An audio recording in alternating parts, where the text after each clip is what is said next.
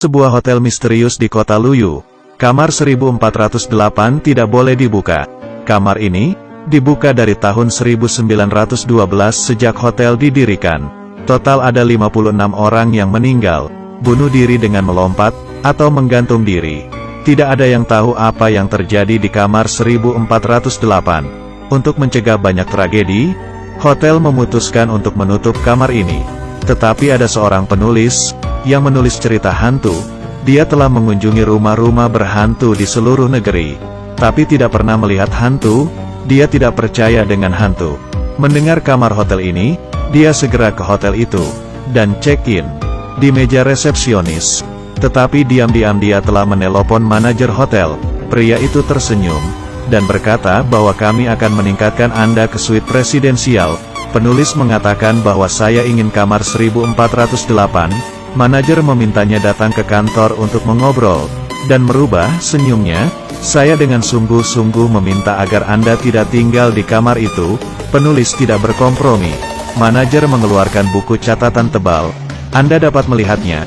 Korban pertama, meninggal pada tahun 1912 setelah pembukaan hotel. Dengan memotong tenggorokannya, penulis terus membalik setiap halaman. Ini adalah tragedi yang berbeda. Manajer mengatakan bahwa tidak ada yang melewati itu selama 1 jam. Dia lebih tertarik, mengatakan bahwa dia harus tinggal.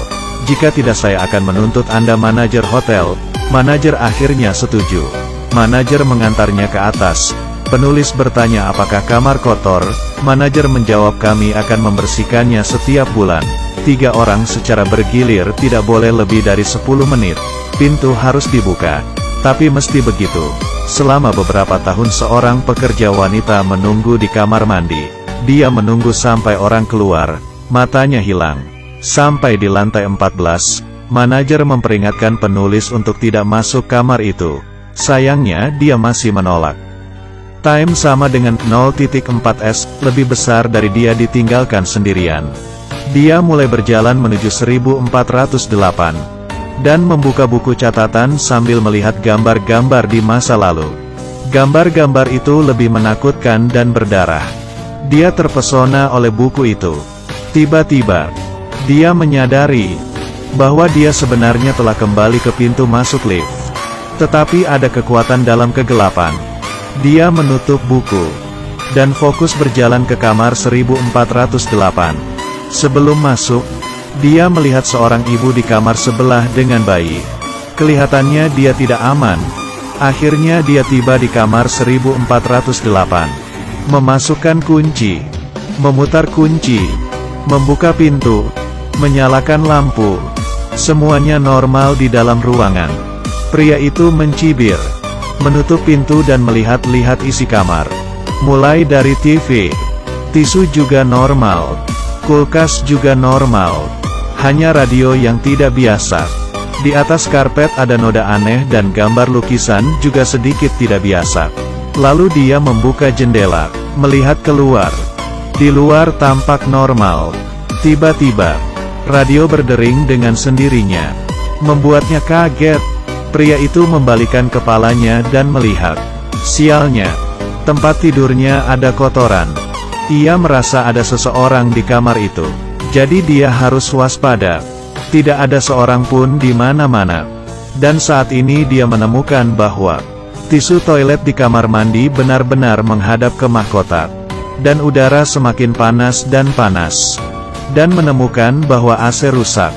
Jadi dia menelpon resepsionis untuk meminta mereka memanggil pekerja pemeliharaan untuk datang.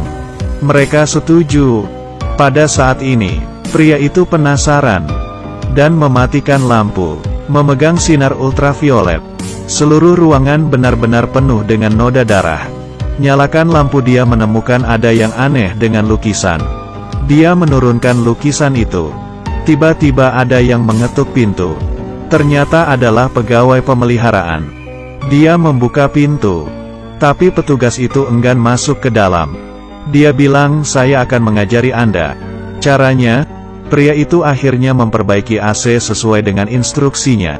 Kemudian dia berbalik, petugas pemeliharaan menghilang. Dia menutup pintu. Tiba-tiba menemukan bahwa dia tidak dapat mendengarnya. Mencoba mendengar suara di luar jendela. Telinganya benar-benar tidak dapat mendengar suara. Saat dia kembali, tiba-tiba jendela tertutup sendiri, tangannya terjepit. Dia menjerit kesakitan dan mencoba melepas jarinya. Tangannya mulai berdarah. Dia pergi ke kamar mandi, menghidupkan keran untuk membasuh jarinya. Tiba-tiba air keran menjadi panas. Dia ketakutan. Pergi keluar, menelepon resepsionis. Dia mengatakan saya ingin ganti kamar. Tetapi mereka tidak menjawab pertanyaan itu. Dia mulai berkomentar dengan pelayanan hotel itu. Dia marah. Tetapi pihak lain mengatakan bahwa sikap ini tidak baik. Kemudian telepon menjadi rusak. Pria itu benar-benar takut. Dia mencoba membuka pintu tapi tidak berhasil. Kunci tidak berhasil. Dia menggedor-gedor pintu itu. Dia mencoba mengintip keluar. Ada sebuah mata yang menatapnya. Dia cepat menjauhi pintu itu, menghampiri jendela kamar, mengeluarkan badannya, berteriak minta tolong. Tiba-tiba dia melihat, di seberang kamar ada satu kamar menyala. Di dalamnya ada seorang pria. Dia mencoba memanggilnya. Orang itu sepertinya melihatnya, perlahan berdiri. Pria itu melambaikan tangannya, untuk meminta bantuan. Dia mengatakan ada yang tidak beres. Orang di seberang mengikutinya. Melihat tindakannya dia sadar. Dia menyadari bahwa dia tidak meniru dia, tapi mengikutinya. Lalu dia mengambil lampu dari sisi dan mengambilnya. Orang di seberang juga sama. Orang lain itu ternyata dirinya sendiri. Dan yang lebih menakutkan, ada orang lain di belakang orang itu, memukul kepalanya. Bahwa orang yang sama muncul juga di tempatnya. Es lebih besar dari tetapi, dia hanya menderita sedikit dan dengan cepat. Pria itu membawa lampu tempat tidur, melemparnya ke bawah. Tetapi lampu menghilang di udara. Dia sangat khawatir. Dia berusaha mati-matian untuk mengatakan pada dirinya sendiri semua adalah halusinasi. Lebih banyak halusinasi muncul. Hantu yang meninggal di hotel ini muncul, memanjat keluar jendela dan melompat. Satu orang, dua orang. Tampak untuk mengingatkannya apa yang harus dilakukan. Pria itu tidak mau berkompromi. Dia memeriksa denah hotel, menemukan bahwa ada jendela di kamar 11.408. Dia bisa mencoba cara ini. Baru 9 langkah. Dia bisa mencobanya lewat jendela 1408. Menurunkan kaki, dengan hati-hati merayap keluar jendela, dan mengatakan pada diri saya sendiri bahwa itu hanya 18 langkah. Dia tidak berani melihat ke bawah. Dia hanya bisa bergerak di atap yang sempit, dan menempel di dinding. 1 langkah, 2 langkah, 3 langkah. Angin di lantai 14 sangat kuat.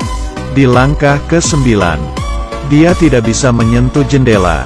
Tiba-tiba dia melihat tidak ada jendela di depannya. Hanya ada dinding yang tak berujung. Dia akhirnya kembali. Tidak mudah kembali ke kamar 1408. Jendela tertutup sendiri. Dia bangkit, dan memeriksa kembali denah kamar. Semua telah berubah. Hanya ada satu kamar 1408. Dia kembali mengintip. Di luar hanya ada tembok. Jendela berubah menjadi tembok. 1408 sudah jadi ruang rahasia. Suhu AC turun. Untungnya, sinyal bisa connect ke wifi. Dia buru-buru login, dan menghubungi mantan istrinya. Setelah video itu, air mulai menyembur ruangan, merusak listrik, komputer menjadi rusak. Harapan terakhir hilang. Tidak bisa menelepon. Tidak ada yang berfungsi. Kemudian dia mengambil buku di meja. Dia tidak pernah religius. Mengambil Alkitab. Dibukanya, tetapi dalamnya kosong. Tidak ada yang bisa dibaca. Sekarang adalah musibah. Sudah terlambat untuk menyesal. Sayangnya, segera ruangan menjadi dingin dan mulai membeku. Kamar hotel membeku. Suhu AC sampai minus. Dia memakai selimut, meminum alkohol, membakar barang. Tiba-tiba, komputer menyala. Dia merangkak mendekati komputer. Videonya masih hidup. Dia bertanya apa sudah telepon polisi. Dia bilang sudah. Polisi sudah di kamar 1408. Tapi kamarnya kosong. Pria itu bingung. Dia ada di kamar 1408. Dia tahu kamar ini penuh kejahatan. Dia bilang dia ingin mati. Perempuan itu berencana mendatangi hotel dan menyelamatkannya. Pria itu berkata jangan datang. Siapa yang tahu? Layar itu tiba-tiba muncul. Cepat datang, aku di kamar 1408. Anda menyelinap masuk. Pria itu mencoba menahannya.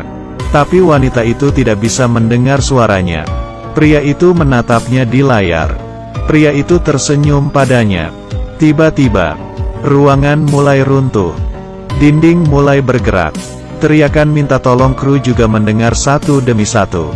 Di dalam kamar air terus turun. Pria itu bangkit. Memukul lukisan. Air mengalir keluar dari lukisan. Dan membanjiri ruangan. Pria itu berangsur-angsur kehilangan kesadaran. Akhirnya dia tersadar. Dia ada di rumah sakit. Semua orang sangat gembira. Pria itu merasa tenang. Segala sesuatu tentang 1408 hanyalah mimpi buruk. Pernahkah mereka mendengar tentang hotel itu? Perempuan itu menjawab tidak. Jadi itu hanya mimpi. Kehidupan pria yang kembali ke jalurnya. Dia mengesampingkan kematian putrinya. Mengambil inisiatif untuk kembali dengan mantan istrinya. Pengalaman 1408 ditulisnya menjadi sebuah buku. Dia membawanya ke penerbit. Di kantor pos. Tiba-tiba dia menemukan bahwa petugas kantor pos adalah petugas hotel. Kemudian terjadi hal yang luar biasa. Semua orang di kantor pos sibuk menghancurkan tembok. Ada tulisan di dinding. Ini adalah kamar 1408. Ternyata semua orang tidak pernah meninggalkan ruangan. Saat ini, ruangan telah menjadi reruntuhan yang terbakar. Putrinya yang sudah meninggal muncul. Dia meneteskan air mata dan memeluknya erat. Tidak lama, putrinya kembali mati. Pria itu tidak bisa terima. Kenapa putrinya harus mati dua kali? Pria itu menghancurkan barang-barang di ruangan yang begitu kejam. Kemudian, penghitung waktu berakhir. Dia bertahan selama 1 jam. Kamar itu kembali seperti semula. Telepon berdering. Pria itu mengangkatnya. Ada suara di telepon. Berkata, bahwa jam ini akan memulai kembali putaran tak terbatas. Tapi Anda juga bisa memilih layanan check-out kilat. Melihat sebuah tali yang diikat. Membujuknya untuk bunuh diri. Suara di telepon juga mengatakan istrinya akan datang dalam 5 menit. Pria itu marah. Bahkan jika dia meninggal, dia akan merusak ruangan ini. Pria menghabiskan seluruh hidupnya melarikan diri. Setelah anak perempuannya meninggal, dia melarikan diri dari kenyataan. Ayahnya sudah tua di panti jompo. Dia membakar kamar dan berniat membakar dirinya. Di lantai bawah, staf hotel semua diusir karena kebakaran. Mereka melihat api berasal dari kamar 1408. Membakar habis. Dia di atas bertekad. Dia menggunakannya botol memecahkan jendela. Kamar meledak. Semua habis di dalam 1408. Tidak ada lagi tragedi. Di dalam kamar 1408. Dia akan menjadi yang terakhir. Tetapi, kamar 1408 bukanlah kamar hotel biasa. Kamar hotel sebenarnya melambangkan hati seseorang. Tidak ada yang berani menghadapinya. Hanya ingin melarikan diri. Gemetar. Tetapi seringkali yang kesepian akan kalah. Jadi tolong jangan tinggalkan orang yang kamu cintai yang mencintaimu. Dengan mereka, kamu akan menjadi lebih kuat.